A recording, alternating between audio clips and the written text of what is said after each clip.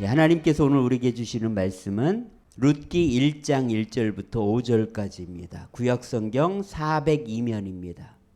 한 절씩 교독하겠습니다. 사자들이 치리하던 때에 그 땅에 흉년이 드니라. 유다 베들레헴의 한 사람이 그의 아내와 두 아들을 데리고 모압 지방에 가서 거류하였는데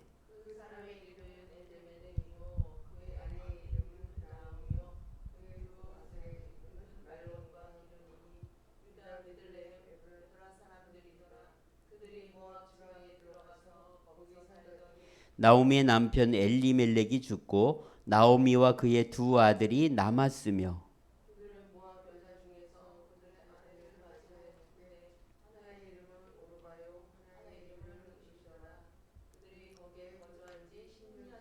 같이 읽겠습니다. 말론과 기럨 두 사람이 다 죽고 그 여인은 두 아들과 남편의 뒤에 남았더라. 아멘.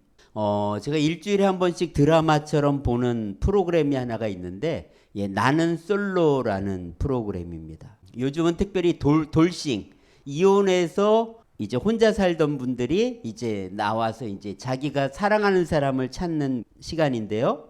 이 솔로들과는 다른 느낌을 볼 수가 있습니다. 어쩌면 요즘은 이혼은 흠이 아닌 것처럼 보입니다. 마치 일을 하면서 우리가 실패를 하는 것처럼 결혼해도 실패를 할 수 있다는 것이죠. 제가 아는 목사님이 그런 얘기를 하더라고요. 아들이 집에 와서 그러더래요. 친구들 중에 이혼 안 한 부모는 우리 집밖에 없더라고. 다 우리 친구들 보면 이혼했다 그렇게 말할 정도로 요즘 이혼한 사람들이 너무나 많습니다. 저는 개인적으로 하나님께서 두 사람을 만나게 하신 데는 놀라운 계획과 뜻이 있다고 믿습니다. 생명을 위협하거나 불륜이 아니라면 충분히 저는 좋아질 수 있다고 생각합니다. 왜냐하면 결혼은 하나님께서 짝지어 주신 것이기 때문이죠. 그래서 이 결혼은 남자와 여자가 서로를 바라보면서 하나님을 바라보고 그리고 하나님을 느끼는 것이 결혼이라고 생각됩니다. 우리가 물건을 살 때 신중하게 비교한 다음에 구입하잖아요. 그리고 물건을 쓸 때는 어떻게 해요? 설명서를 꼼꼼하게 읽어봅니다. 그리고 고장나면은요, 즉시 갖다 버리는 것이 아니라 최대한 서비스 센터 가서 고치고 또 어떻게든 수리를 하려고 하죠. 제가 이번에 면도기가 고장났어요. 그래서 강릉까지 가야지 고칠 수 있어서 어떡할까 하다가 마침 지난주에 강릉 갈 기회가 있어서 서비스 센터 갖고 갔어요. 그랬더니요, 맨 위에 요 부분만 딱 떼어놓고는 나머지는 자기들이 다 수리를 해주는데 아직 2년이 안 되어서 무상이라는 거예요. 그냥 공짜로 완전히 몸체 전체를 다시 바꿔주는 거예요. 여러분, 제가 만약에 그냥 버렸다면 큰 손해를 볼 뻔했죠. 여러분, 이렇게 물건도 최대한 고쳐 쓰는 게 상식입니다. 그리고 결혼도 마찬가지라 생각돼요. 정말 결혼을 했다면 서로가 하나님을 바라보면서 서로를 고치다 보면 정이 들고 그렇게 하면 사는 게 아닌가 저는 생각합니다. 어떤 이혼 전문 변호사가 쓴 이혼을 결심한 당신에게라는 책을 한 작년쯤에 읽어본 적이 있는데요. 거기에 보면 이렇게 말을 해요. 애초에 상대방이 변할 것을 기대하고 결혼해서는 안 된다. 결혼 전에 그 모습 그대로여도 내가 평생 감당할 수 있을지를 진지하게 생각해 볼 필요가 있다. 나는 어떤 사람인지, 상대방의 태도는 내가 감당할 수 있는 범위인지, 또 나 스스로를 존중하는 선택인지 차분히 생각해 봤으면 한다. 이왕이면 나에게 맞는 사람을 만나서 서로가 서로를 존중하고 서로의 장단점을 보완해 가면서 행복한 결혼 생활하기를 기원한다. 이 중요한 것은 변화시키려고 하지 말고 이 사람의 지금 이 모습을 평생 감당할 수 있는가, 이것이 중요하다는 거예요. 그럼 할 수 있다 하면 결혼하는 거죠. 근데 안 되겠다 하면 아예 만남을 그만둬야죠. 저는 이 나는 솔로라는 그 프로그램의 돌싱들을 보면서 진짜 현실적이다. 이렇게 사실은 결혼을 선택해야 되는구나. 왜요? 나하고 맞는지를 먼저 봅니다. 그리고 아이들을 과연 이 사람이 잘 양육해 줄 수 있을지를 생각을 하더라고요. 그리고 내가 끝까지 신뢰할 수 있는지. 그들은요, 고쳐 쓰려고 하지 않습니다. 왜요? 고쳐 쓰는 게 아니라고 생각하기 때문인 것 같아요. 그래서 내가 이 사람을 감당할 수 있을지를 생각하면서 이혼했던 사람들은 다시 만남을 결정하더라고요. 상처받은 경험이 있다 보니까 여지가 없어요. 아니면 아닌 겁니다. 요즘 너무나 이혼이 많다 보니까 힘든데 참고 사는 것은 바보라는 인식이 팽배한 세상에 우리가 살고 있습니다. 그러나 이건 맞는 말이기도 하지만 틀리기도 해요. 왜냐하면 팀 켈러 목사님이 쓴 결혼을 만하다라는 책 29페이지에 보면은요, 이렇게 말합니다.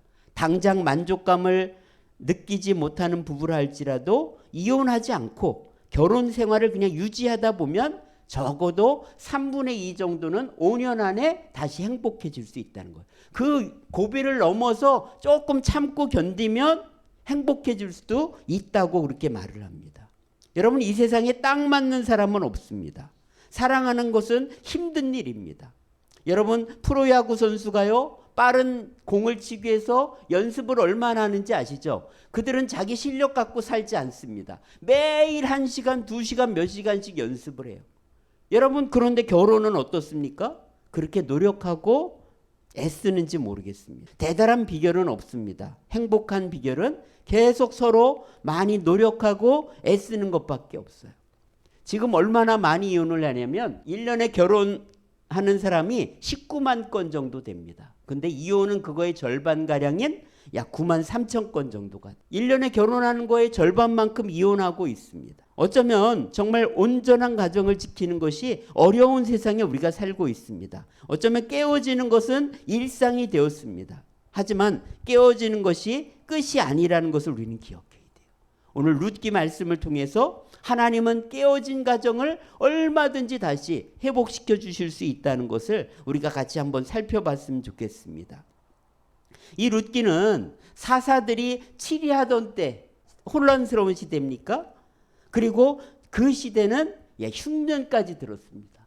이렇게 절망적인 것으로 이 룻기는 시작하고 있습니다. 여러분, 힘들다고 이 엘리멜렉의 가정은요, 약속의 땅을 떠나서 유다 베들레헴을 떠나서 모압 땅으로 이사를 갔습니다. 이 잘못된 선택의 결과인지 모르지만 이 모압 땅에서 엘리멜렉 남편이 죽습니다. 두 아들은 이제 모압 여자들과 결혼시켰죠. 그랬더니 또 10년 만에 이 말론과 기륜 두 아들까지 죽어버립니다. 그래서 이제는 여자들 3명만 어머니와 며느리 둘만 남는 그런 신세가 되는 것을 보여줍니다. 만약에 나오미가 신세 한탄을 하면서 어쩌다가 내가 이런 팔자가 됐냐고 하면서 주저앉아 있다면 이 룻기는 존재하지 않았을 것입니다. 내가 과거에 잘못된 선택을 해서 이렇게 됐다고 하면서 원망 불평하고 있었다면 이 룻기는 존재하지 않았을 것입니다. 오늘 하나님은 이 룻기를 통해서 우리에게 무엇을 말씀하려는 것일까요? 절망의 자리, 실패한 가정, 다 무너진 삶 속에서도 다시 꽃이 필 수 있다는 것을 우리에게 말씀하려고 하는 것입니다. 그러나 거기에는요, 비결이 있습니다. 오늘 말씀을 통해서 한번 찾아봤으면 좋겠는데요. 1장 6절 우리 한번 같이 읽어보겠습니다. 그 여인이 모압 지방에서 여호와께서 자기 백성을 돌보시사 그들에게 양식을 주셨다함을 듣고 이에 두 며느리와 함께 일어나 모압 지방에서 돌아오려 하려. 자, 여호와께서 자기 백성을 돌보시고 그들에게 양식을 주셨다는 소식을 들었다는 거예요. 여기서 돌봤다는 얘기는요, 하나님이 우리를 방문하셨다는 그런 뜻이 있어요. 하나님이 우리를 찾아오신 거예요. 그래서 하나님이 우리를 찾아오시는 그 손길을 바라보는 곳에서, 그곳에서 은혜가 시작되는 것입니다. 그러려면 내가 영적으로 깨어 있어야 돼요. 하나님을 향해 나아가야 돼요. 절망의 자리에 주저앉지 않고 하나님의 은혜를 갈망하는 자에게 이 기회가 오는 것입니다. 현실을 바라보는 게 아니라 하나님을 바라보고 하나님의 도우심을 간구하면서 나아갈 때 이런 은혜가 주어지는 거예요. 구하고 찾고 두드리라고 했잖아요. 그러면 그곳에 하나님이 열리게 하시는 것입니다. 시편 81편 10절에 보면은요, 내 입을 크게 열라 내가 채우리라. 하나님을 향해서 입을 크게 열고 나아갈 때 그곳에 하나님의 은혜가 시작되는 것입니다. 귀 있는 자는 성령이 교회들에게 하시는 말씀을 들을지어다. 귀가 없는 사람이 어디 있어요?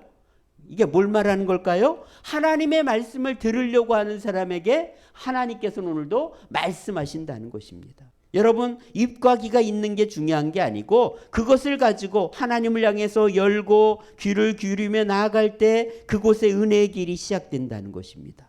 성경을 펴지도 않는데 어떻게 하나님이 말씀하실 수 있습니까? 그래서 오늘 정말 목마른 사슴이 시냇물을 찾는 것처럼 하나님을 찾을 때, 하나님을 바라볼 때 바로 새로운 역사가 시작된다는 거예요. 그래서 하나님이 우리를 긍휼히 여기셔서 양식을 주셨다, 이 말을 들었어요. 그럼 들은 거로 끝났을까요? 중요한 것은요, 돌아가야죠. 나오미와 두 며느리는 모압 지방에서 이제 돌아가기로 결심합니다. 그래서 중요한 건 이제 돌아가는 거예요. 제가 전도를 해보면은요, 잘 듣습니다. 그런데 문제는 돌아오진 않아요. 지금까지 그냥 살았던 대로 살겠다는 겁니다. 결단하지 않습니다. 그 절망의 자리를 툭툭 털고 일어나야 되는데, 그리고 내가 원래 가야 될 그곳으로 돌아가야 되는데 돌아가지 않는다는 것입니다. 듣는 것이 중요한 것이 아니라 돌아가야 된다는 거예요. 룻기예요. 1장을 한번 읽어보시면 이 돌아간다는 말, 슈브, 이건 회개한다는 말도 있는데, 뜻도 있는데요, 무려 18번이나 나옵니다. 돌아갔다는 게 계속 반복돼요. 그만큼 여러분 돌아가는 것이 어렵다는 것이죠. 자, 이 세 명의 여인은 돌아가기로 결단했고 행동으로 옮겼음을 우리는 잊지 말아야 됩니다. 바로 이 회개는 유턴이라고 볼 수가 있어요. 아닌 것 같으면 빨리 돌아서는 게 그게 최고의 비결이에요. 결단이 늦어지면 늦어질수록 멀어지는 거죠. 그럼 돌아오는 것도 힘들어지는 것입니다. 어제 전도하는데 초등학교 6학년 아이가 저한테 그러더라고요. 목사님, 그러면 죽기 전에 믿으면 되잖아요.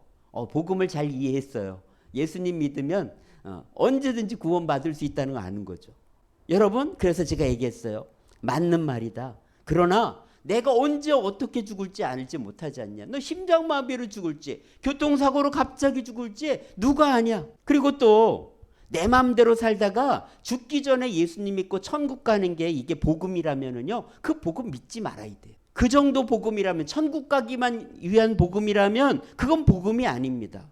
대부분 여러분, 예수 믿는 사람들은 이렇게 고백해요. 왜 내가 진작 예수님을 믿었어야 되는데 이제야 믿었나 후회를 하지, 내가 일찍 믿어서 후회하는 사람은 한 명도 본 적이 없습니다. 여러분, 중요한 것은요, 돌아가야 된다는 거죠.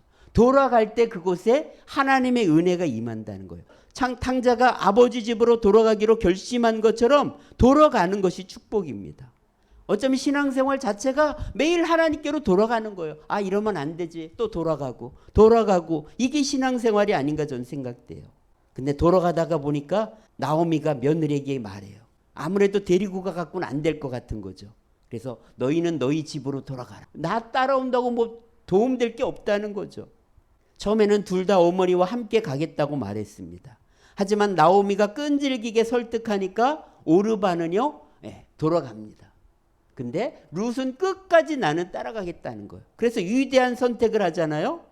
어머니께서 가는 곳에 나도 가고, 어머니의 백성이 될 것이고, 어머니 하나님을 섬길 것이고, 나는 어머니와 함께 그곳에 묻힐 것입니다 하면서 끝까지 나는 어머니와 함께 하겠다고, 어머니 하나님을 믿고 나아가겠다고 결단을 한 것을 볼 수가 있습니다.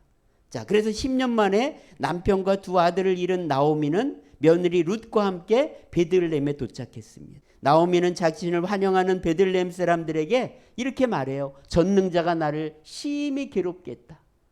전능자가 나를 심히 괴롭게 했다는 말을 2번이나 반복합니다. 사실 이것은 절망적인 얘기가 아니고, 그렇지만 내가 이렇게 절망적이지만 나는 전능자 하나님을 붙들겠다, 그런 의미라고 볼 수가 있습니다.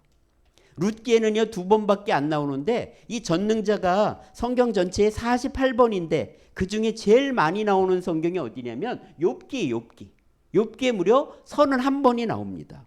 욥기는 우리가 잘 아는 것처럼 고난의 책이잖아요. 그 고난을 어떻게 이겨냈느냐? 바로 전능자 하나님을 붙들었다, 이렇게 해석할 수가 있습니다. 여러분, 힘들고 어려울 때 전능하신 하나님을 붙들면 우리는 반드시 승리할 수가 있습니다. 우리 하나님은 돌아가는 사람에게 전능자가 되어주십니다. 우리 하나님은 돌아오는 자에게 못할 것이 없는 그런 전능하신 하나님으로 역사해 주신다는 거예요. 바로 돌아가는 자에게 하나님은 전능자가 되어주신다는 것입니다. 그래서 이제 베들레헴에 도착했어요.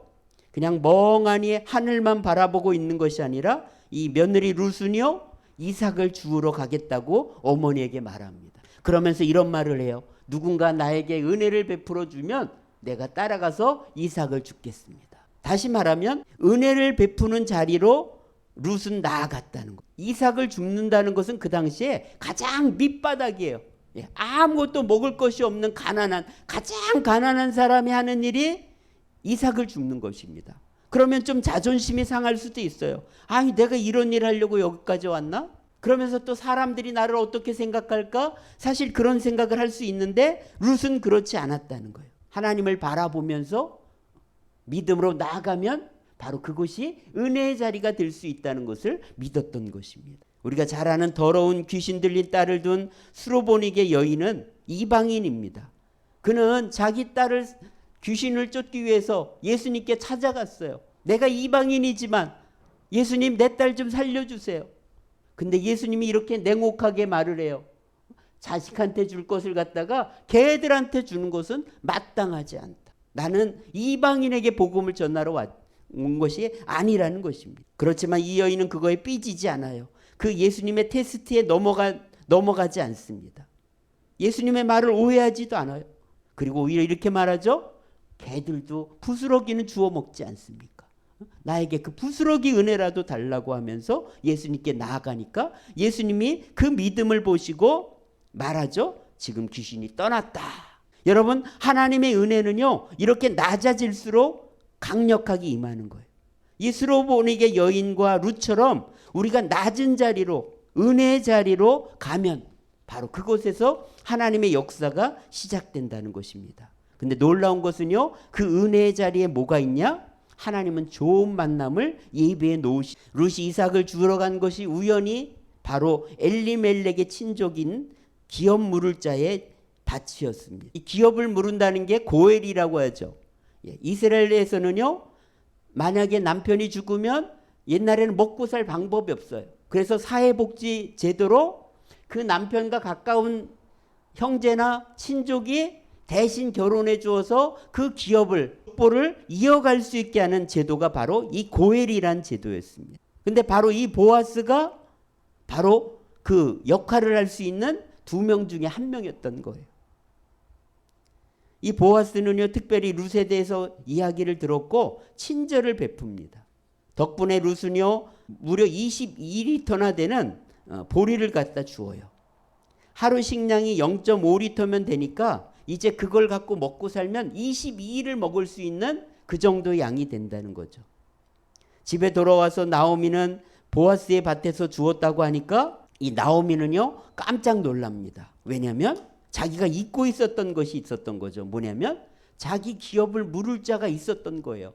희망이 없었는데 바로 이 사람을 통해서 새로운 역사가 시작될 수 있다는 것을 깨달은 것입니다. 그리고 어느 날 나오미는요 타작마당에서 잠을 자고 있는 이 보아스에게 룻을 가라고 하죠. 그래서 룻을 본 보아스는요 자기가 기업 물을 자의 책임을 다하겠다고 약속을 합니다. 그러면서 이렇게 말하죠. 나는 2순위니까 1순위를 만나서 내가 단판을 짓겠다 약속을 해요. 그리고 다음날 아침 바로 성문으로 가서 지나가는 1순위를 붙들고 이야기를 하죠. 그러자 1순위가 그렇게 말해요. 기업을 물으는 건 좋은데 이 이방녀인 룻까지 내가 책임지는 거는 손해가 될 것 같아서 나는 포기하겠다.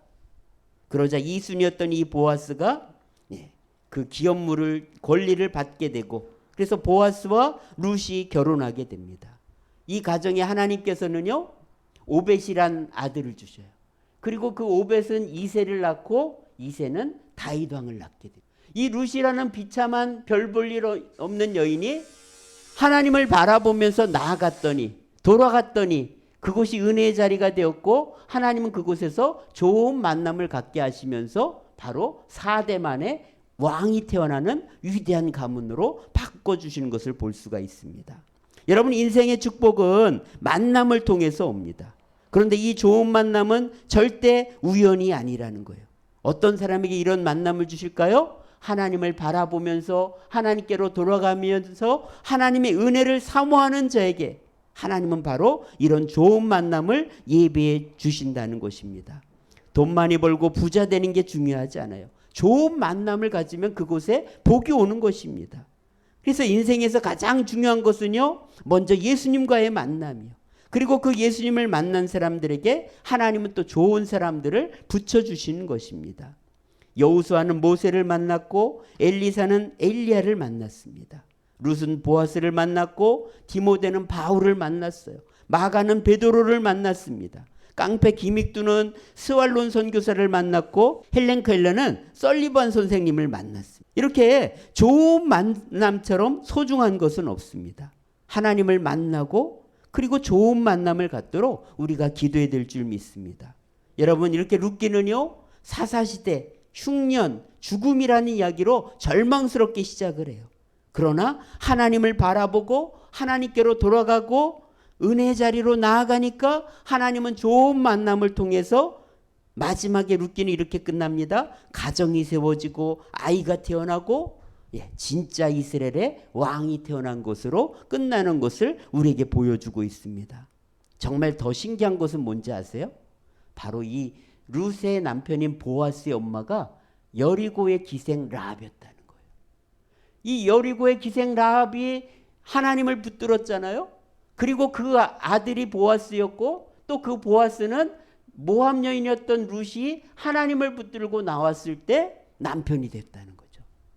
바로 이런 기적의 역사가 바로 믿음의 삶을 통해서 드러난다는 것입니다. 하나님이 이렇게 빈부귀천을 뛰어넘어서 하나님께 순복하면서 나아가는 자들을 통해서 하나님은 이렇게 놀라운 기적을 이루신다는 것입니다.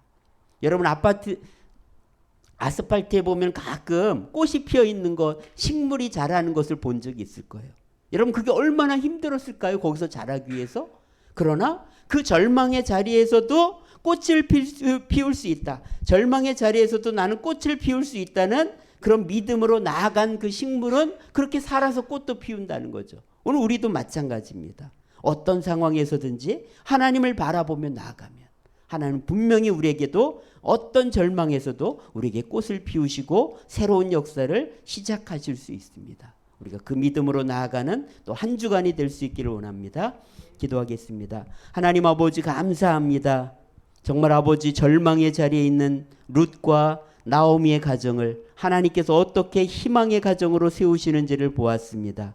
오늘 우리가 어떤 절망에 있을지라도 어떤 고난에 있을지라도 하나님을 바라보며 담대히 나아갈 수 있도록 도와주시옵소서. 그래서 하나님, 우리의 삶에 하나님 복을 내려주시고 또 우리의 삶이 그것이 오히려 축복이 되는 기회가 될 수 있도록 역사하여 주옵소서. 아버지, 한 주간도 믿음으로 승리하게 해주시고 특별히 추석 명절입니다. 가족들과의 만남 가운데 복을 내려주시고 은혜를 부어주시옵소서. 아버지, 오늘도 정성껏 우리의 예물을 기쁘게 받아 주옵소서. 우리 구주 예수님의 은혜와 아버지 하나님의 크신 사랑과 성령의 충만인도 함께 하심이 절망의 자리에도 꽃을 피우시는 하나님을 바라보며 살기로 다짐하는 우리 모두에게 이제로부터 영원까지 함께 하시기를 간절히 축원하옵나이다. 아멘.